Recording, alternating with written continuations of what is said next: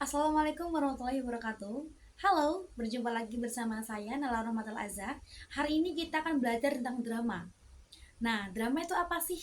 Drama itu adalah salah satu karya sastra. Bagi kalian yang sudah mempelajari karya sastra, pasti sudah nggak asing lagi. Karena karya sastra itu dibagi menjadi tiga. Ada puisi, prosa, dan juga drama. Nah, apa sih perbedaannya? Pasti berbeda. Dari mana? Dari bentuknya. Oke, jadi dari bentuknya itu berbeda. Mulai dari puisi, prosa, dan juga drama, masing-masing mempunyai bentuk yang berbeda. Bedaannya apa? Kalau puisi, bentuknya adalah baris atau bait. Tapi kalau prosa, yaitu adalah paragraf. Dan kalau drama, itu adalah dilakoni atau dilakukan. Jadi, apa itu drama? Dan kenapa kalian harus mempelajari drama? Oke, hari ini kita akan membahas tentang drama. Drama adalah salah satu karya sastra yang menggambarkan kehidupan manusia melalui dialog dan juga aksi yang dipentaskan di atas panggung. Intinya, drama yaitu adalah perbuatan dan juga tindakan atau action. Nah, biasanya sebelum melakukan drama itu pasti ada adegan action atau lakukan. Jadi, ketika syuting film dan juga syuting drama itu pasti ada adegan action atau ada yang mengatakan action, berarti kalian harus berakting dan melepas dari kehidupan nyata atau memulai kehidupan dalam drama. Jadi, pengertian menyeluruh tentang drama yaitu adalah kehidupan manusia yang dikemukakan di pentas berdasarkan naskah, penggunaan percakapan, gerak laku, unsur pembantu seperti dekorasi, tata rias, penataan pencahayaan, dan juga disaksikan oleh penonton. Kalian pasti pernah melihat ada film yang dipentaskan dari hasil novel. Emang boleh, Kak? Boleh, karena sumber penulisan drama itu ada tiga. Yang pertama, karya yang lain. Nah, karya yang lain seperti apa? Seperti novel, cerpen, atau yang sekarang lagi hype-nya yaitu adalah dari Wattpad. Nah, itu bisa jadi salah satu penulisan dari sebuah drama. Atau pernah kalian melakukan drama di sekolah, seperti menceritakan tentang legenda. Contohnya Anda-Andi Lumut, legenda Danau Toba, bawang merah, bawang putih, dan masih banyak lagi. Yang kedua, yaitu bisa berasal dari pengalaman pribadi. Nah, semisal kalian mempunyai pengalaman pribadi, contohnya ada pengalaman pribadi dari kita. Misal contohnya kita mendaki gunung, setelah itu ada menemukan sebuah peristiwa. Nah, itu bisa menjadi sebuah drama, teman-teman, ya. Jadi, penulisan drama itu bisa jadi dari pengalaman pribadi kita, seperti itu.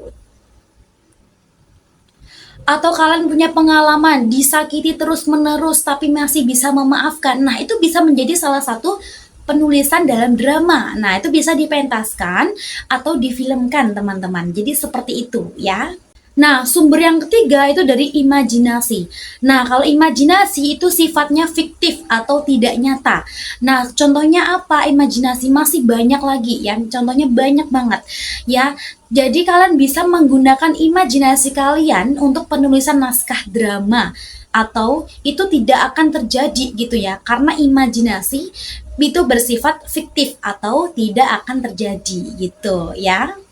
Atau kalian lagi berimajinasi melihat seekor laba-laba dan menjadikan laba-laba itu menjadi seolah-olah manusia laba-laba. Imajinasi kalian dimainkan di penulisan drama tersebut. Misal contohnya manusia laba-laba. Nah, itu bisa jadi salah satu judul dari naskah drama kalian gitu.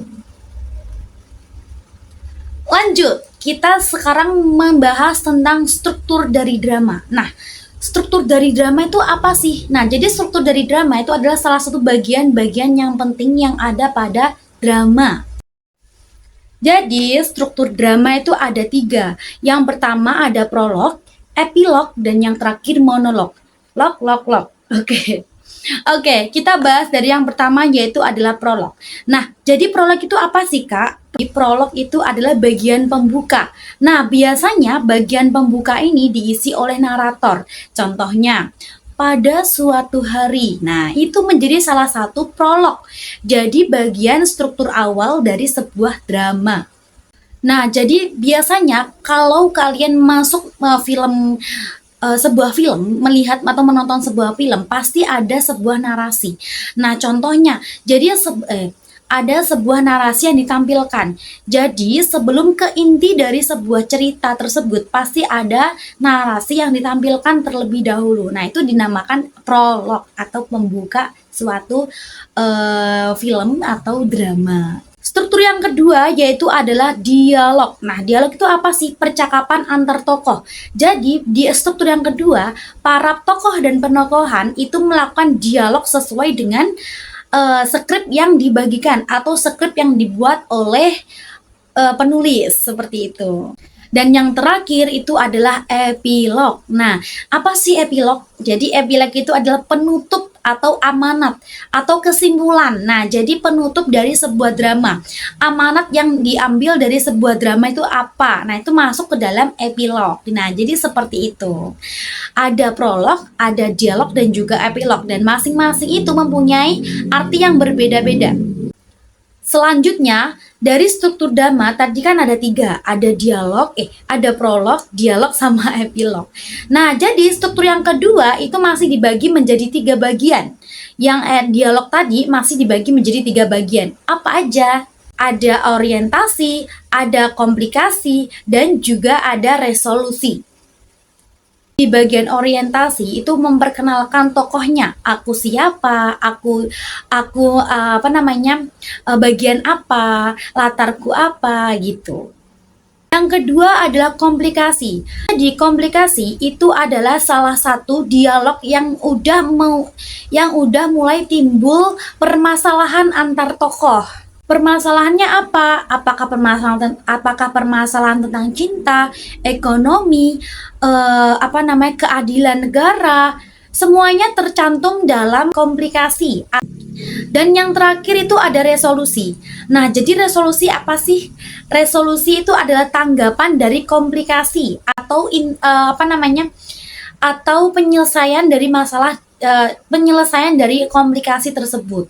Nah, jadi kalau komplikasi itu adalah suatu permasalahan yang udah dibuka atau semua permasalahan itu sudah terbongkar di komplikasi, maka resolusi itu adalah penyelesaian dari komplikasi tersebut atau penyelesaian dari inti permasalahannya tersebut. Jadi kalau drama itu pasti ada babak dan juga adegan. Nah, perbedaannya apa? Nah, jadi kalau di suatu drama itu cakupannya lebih besar, lebih banyak di babak. Nah, kenapa lebih banyak di babak? Karena biasanya dalam satu babak itu mencakup satu latar. Nah, jadi biasanya itu ada babak di sekolah dan juga babak di rumah. Nah, tapi kalau adegan itu adalah bagian dari babak itu sendiri. Contohnya, kalau adegan 1, 2, 3 ada di babak sekolah. Nah, kalau babak itu kan cakupannya lebih besar. Nah, kalau adegan itu salah satu adegan 1, 2, 3 itu biasanya masuk dalam satu babak. Contohnya, babak di sekolah, seperti itu.